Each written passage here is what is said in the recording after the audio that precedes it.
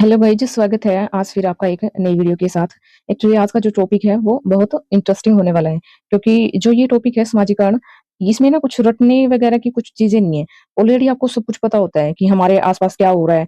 हम जब छोटे थे तो हमने कैसे क्या सीखा था, तो सब कुछ ए टू जेड हमें पता होता है। तो इसलिए ये टॉपिक ना बच्चों का बहुत फेवरेट होता है, और सच में मतलब कि इस टॉपिक में ऐसा कुछ है नहीं कि आपको इसको अलग से पढ़ने की जरूरत है, लेकिन कुछ कीवर्ड्स जरूर होते हैं या फिर की कंसेप्ट होते हैं, उनको जरूर एक बार देखना होता है। तो बाकी तो कुछ नहीं है ऐसा इस टॉपिक में। तो चलो फिर शुरू करते हैं आज का टॉपिक हमारा। तो सबसे पहले क्या समाजीकरण टॉपिक हमारा है कि सोशलाइजेशन। इसका अर्थ और परिभाषा देख लेते हैं कि यह एक ऐसी प्रक्रिया है जिसके द्वारा एक जैविक प्राणी एक सामाजिक प्राणी में बदलता है। कहने का मतलब है कि जब हम पैदा होते हैं या फिर कोई एक बच्चा पैदा होता है, तो उसको नहीं पता होता है कि क्या सही है, क्या गलत है। उसको दुनिया के नियमों और कायदे कानूनों से कोई मतलब नहीं होता है। तो इसलिए क्या वो सिर्फ एक हाड़ मांस का पुतला ही होता है और कुछ नहीं। तो उसके बाद जब समाजीकरण उस बच्चे का होता है, तब वो कहीं जाके सोशल बीइंग यानी कि सामाजिक इंसान बनता है।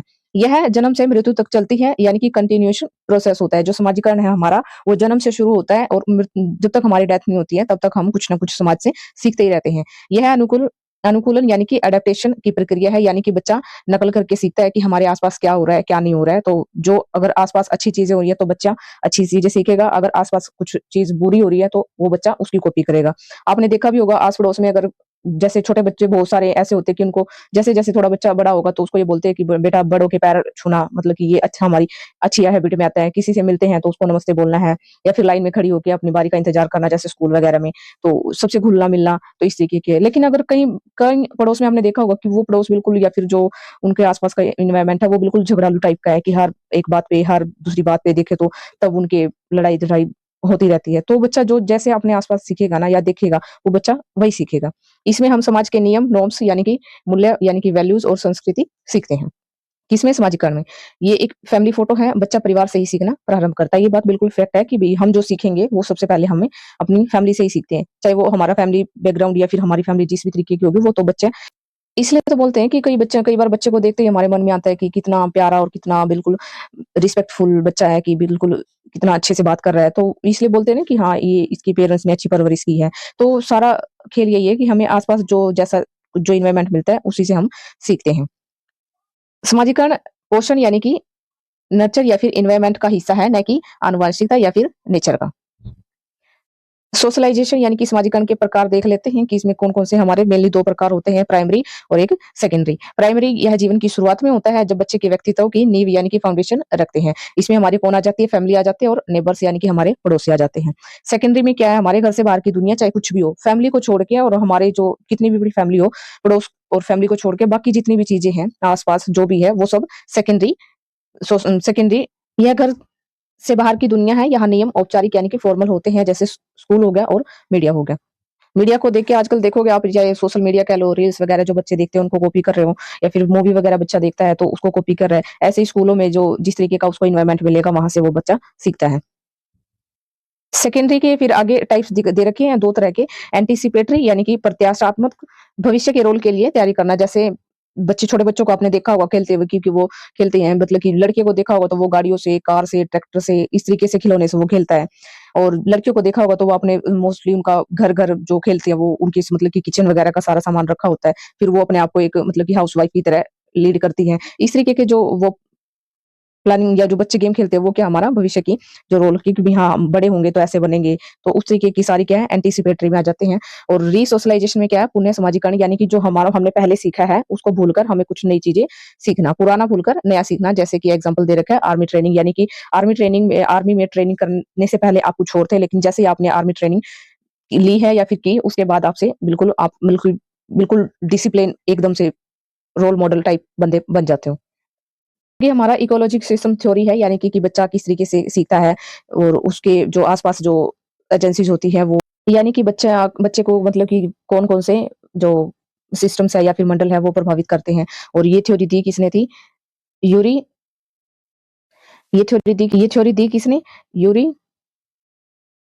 ब्रॉन फेन ब्रेनर के द्वारा थ्योरी दी गई थी। कौन-सी? Ecologic system theory. इसमें क्या सबसे पहले हमारी माइक्रो आती है, यानी कि माइक्रो के अंदर जो हमारा मंडल है, माइक्रो मंडल है, उसमें क्या फैमिली है, स्कूल है। उसके बाद क्योंकि यहाँ पर सबसे पहले बच्चा फैमिली से सीखता है और स्कूल से सीखता है, यानी कि यहाँ पर बच्चा बिल्कुल डायरेक्ट टच में होता है।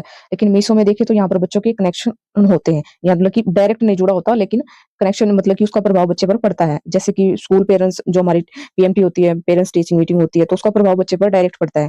थर्ड नंबर पर है एक्सो, यानी कि इसमें पेरेंट्स का जो जहाँ पर जॉब करते हैं, मान लेते हैं कि भी कहीं पेरेंट्स जॉब कर रहे हैं और वहाँ पर माहौल अच्छा नहीं है, तो वो जो पेरेंट्स की जो काम की जो टेंशन है, अगर पेरेंट्स घर पे आके फिर उस बात को लेके झगड़ते हैं, या फिर जिस भी तरीके का बाहर पेरेंट्स का जो वर्क प्लेस है, वहाँ पर जिस तरीके का माहौल होगा, उसका प्रभाव भी बच्चे पर पड़ता है। मैक्रो में आ जाता है, मतलब कि ये इसमें मतलब कि कोई कनेक्शन नहीं होता बच्चे का टोटली, लेकिन बच्चा वहाँ से सीखता है, क्योंकि उसको जो रूल्स रेगुलेशंस है, कल्चर है, वो उसको सिखाया जाता है। एग्जाम में क्वेश्चन आया हुआ है कि माता-पिता का कार्यस्थल यानी कि वर्क प्लेस किस मंडल में आता है? तो हमने ये सारे जो 4 मंडल देखे थे, उसमें से एक्सो सिस्टम में आता है, क्योंकि वहाँ बच्चा नहीं जाता पर उससे प्रभावित होता है। आगे देख लेते हैं असेंट एंड जो टीचर्स रोल है वो क्या है?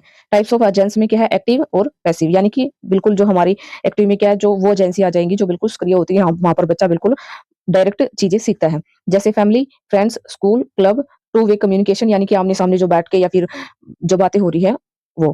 पैसिव में क्या है कि भी बच्चा वहाँ पर मतलब कि आमने से मतलब कि बच्चा वहाँ पर वन वे कम्युनिकेशन करता है, जैसे हमारा लाइब्रेरी, बुक्स और मैस मास मीडिया। लाइब्रेरी में क्या है, बच्चा आराम से बैठ के बिल्कुल किसी से कोई बातें नहीं है, शांति से अपना आराम से काम पढ़ रहा है, और उधर से बुक्स वगैरह से देखें तो बुक्स भी बिल्कुल पढ़ता है, तो वो उससे कुछ सीखता है। ऐसे ही मास मीडिया से हमारे सामने मतलब कि हम उसको देखते हैं, तो फिर उसके बाद ही हम अपने जीवन में एग्ज़ाम्पल वगैरह सेट करते हैं। टीचर्स का रोल देख लेते हैं कि टीचर है जो उसका रोल क्या होता है, डेमोक्रेटिक एनवायरनमेंट प्रदान करना, यानी कि जो हमारा स्कूल है और स्कूल में कैसा एनवायरनमेंट होना चाहिए, डेमोक्रेटिक यानी कि लोकतांत्रिक, कि वहाँ पर मतलब कि सबको अपनी बात कहने का पूरा-पूरा हक हो।